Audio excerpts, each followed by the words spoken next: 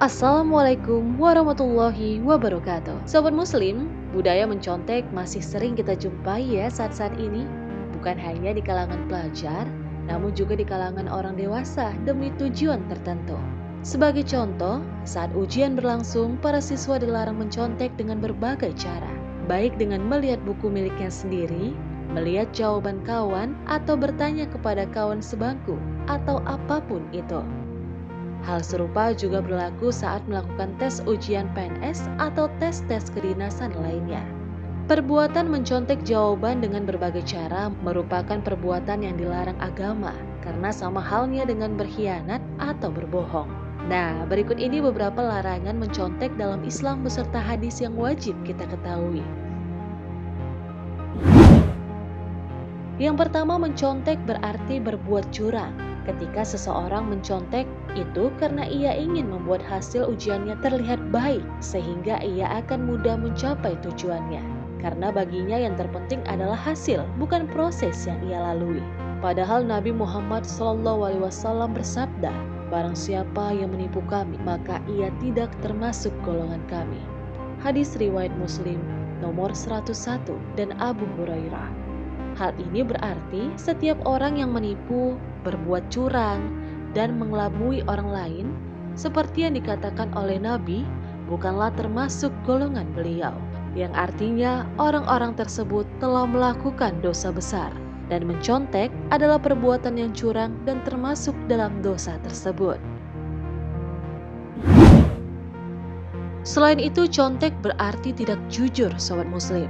Mencontek berarti tidak jujur, dan tentunya ketidakjujuran dapat mengantarkan seseorang pada neraka jahanam.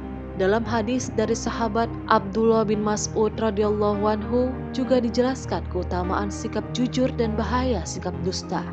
Ibnu Mas'ud menuturkan bahwa Nabi Muhammad SAW pernah bersabda, "Hendaklah kalian senantiasa berlaku jujur, karena sesungguhnya kejujuran akan mengantarkan pada kebaikan, dan sesungguhnya kebaikan akan mengantarkan pada surga."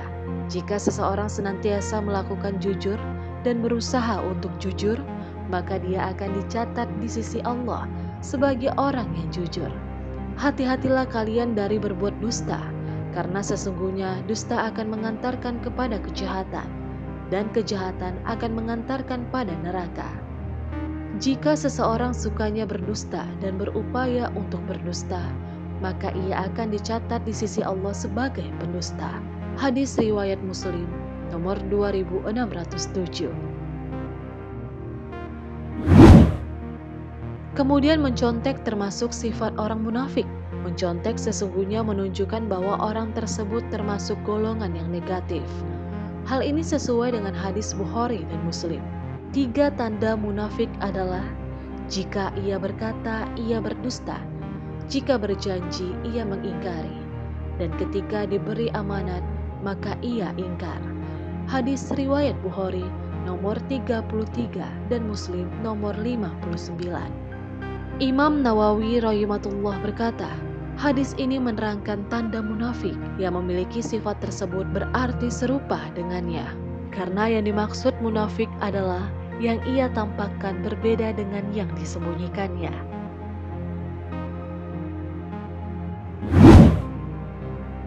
Kemudian orang-orang yang mencontek akan terhalang rezekinya. Akibat mencontek itu sendiri, yaitu jika pekerjaannya diperoleh dari ijazah hasil mencontek, maka Nabi Muhammad SAW bersabda, seorang hamba boleh jadi terhalang rezeki untuknya karena dosa yang ia perbuat. Hadis riwayat Ahmad nomor 282. Dan yang terakhir adalah tanamkan prinsip kejujuran. Lebih baik nilai pas-pasan daripada berbuat curang dan berbohong dengan mencontek.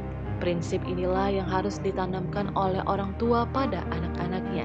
Harusnya orang tua mengajarkan kepada anak supaya jujur dan mencari ridha Allah Subhanahu wa taala. Sebagaimana Aisyah radhiyallahu anha pernah menuliskan surat kepada Muawiyah yang isinya sebagai berikut. Barang siapa mencari ridha Allah sedangkan manusia murka ketika itu, maka Allah akan bereskan urusannya dengan manusia yang murka itu.